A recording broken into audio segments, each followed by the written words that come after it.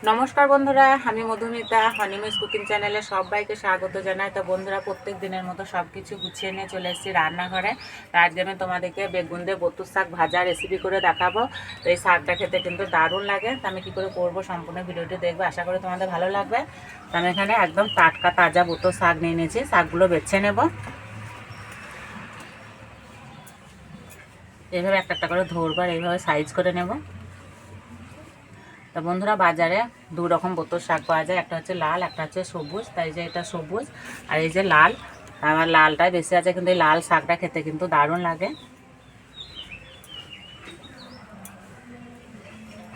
আর এখন তো বতর শাকের সিজন, বাজারে প্রচুর পরিমাণে বতর শাক পাওয়া যাবে।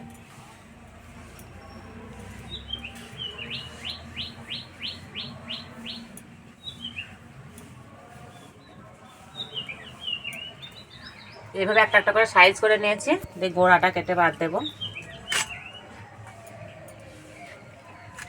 এইভাবে ছোট ছোট করে কেটে নেব।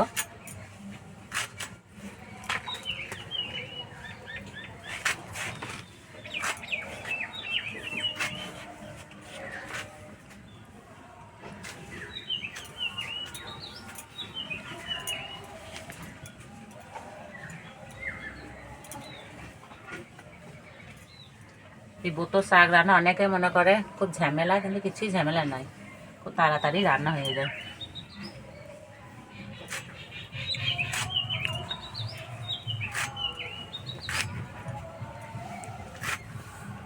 এমনিতে বতর শাক খুব নরম।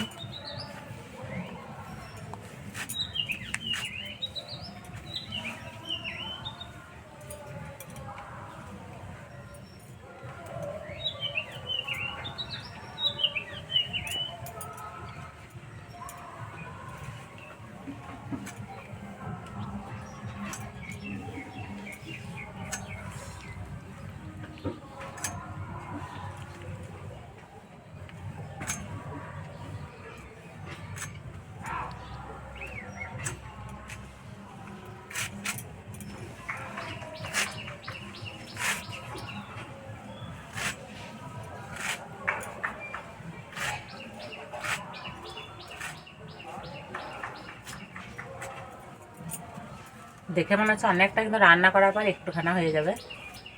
এবার একটা বেগুন কেটে নেব।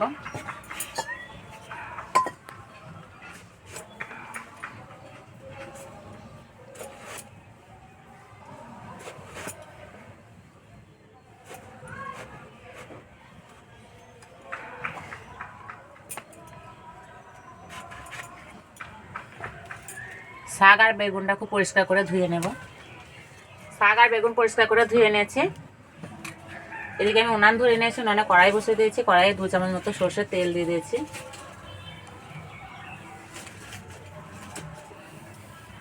এবারে তেলে বেগুনটা ভেজে নেব।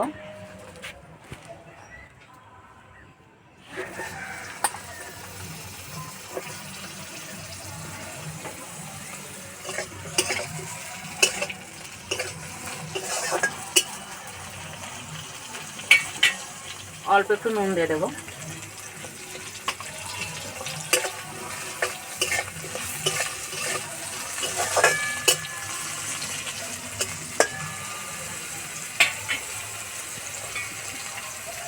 এবার একটা চাপা দিয়ে দেবো।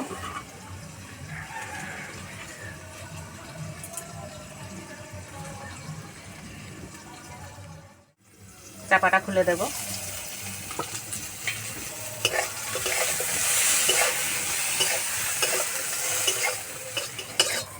বেগুন ভাজা হয়ে গেছে, তুলে নেব।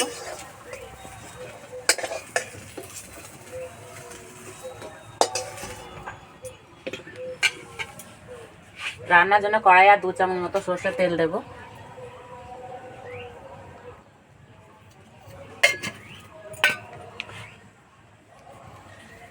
তেলে দেব 2টো শুকনো লঙ্কা।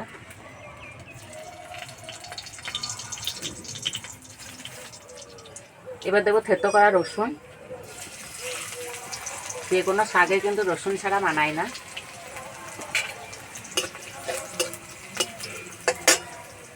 রসুন ভাজা হয়ে গেছে, খুব সুন্দর গন্ধ বেরিয়েছে। এবার দেবো পেঁয়াজ কুচি।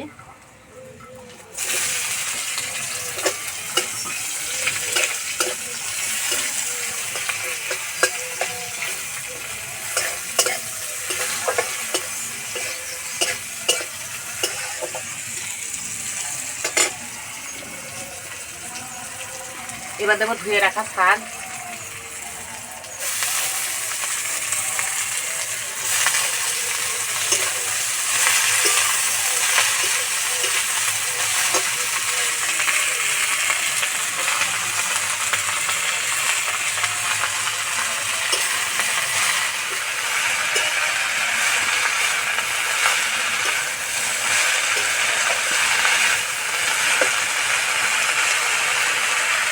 এবার দেবো ভিজে রাখা ছোলার ডাল। এই শাকের সঙ্গে ছোলার ডাল মিশে পড়বে, খেতে দারুণ লাগবে।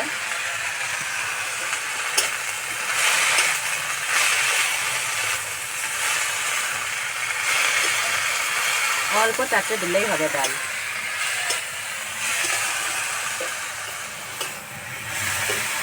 এবার দেবো ভেজে রাখা বেগুন,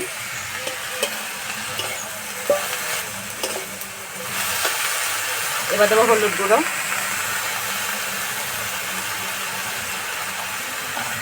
পরিমাণ মতো নুন,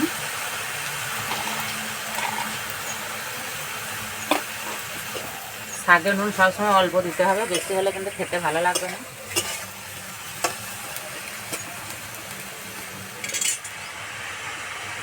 এবার ঢাকাতে শাক আর বেগুন সিদ্ধ করে নেব। এবার ঢাকাটা খুলে দেব।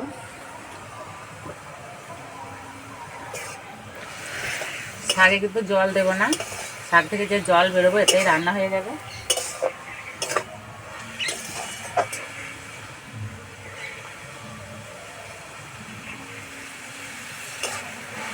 শাক সিদ্ধ হয়ে গেছে। এবার দেবো অল্প একটু চিনি, অল্প একটু ময়দা। ময়দা দিলে শাক হয়ে যাওয়ার পরে যে একটা জল জলে ভাব থাকে সেটা থাকবে না, আটা আটা হয়ে যাবে।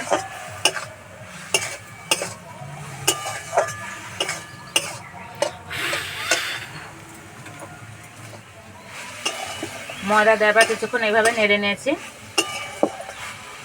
হয়ে গেছে। এবার ঢেলে দেব।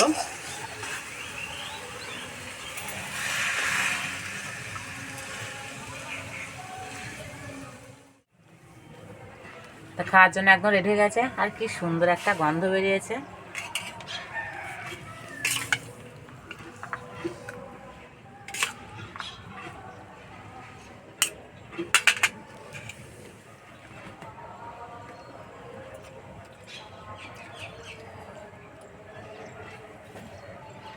নুন ঝাল সব ঠিক আছে।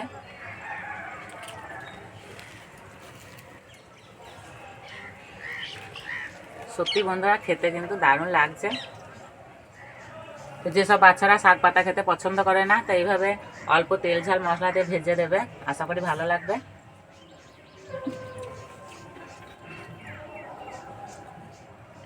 তো এইভাবে শাক রান্না করে বাড়িতে খেয়ে আমাকে কমেন্টে জানাবে কেমন লেগেছে। আর এই যে ছোলার ডালগুলো মুখে পড়ছে, দারুণ লাগছে।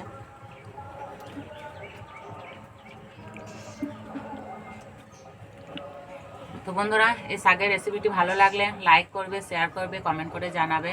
আর এরকম ভিডিও পেতে আমাদের চ্যানেলকে সাবস্ক্রাইব করে দেবে। আজকে এই পর্যন্ত, আবার অন্য কোনো ভিডিও নিয়ে দেখা হবে। ততদিন সবাই সুস্থ ভালো থাকবে। সম্পূর্ণ ভিডিওটি দেখার জন্য সবাইকে ধন্যবাদ।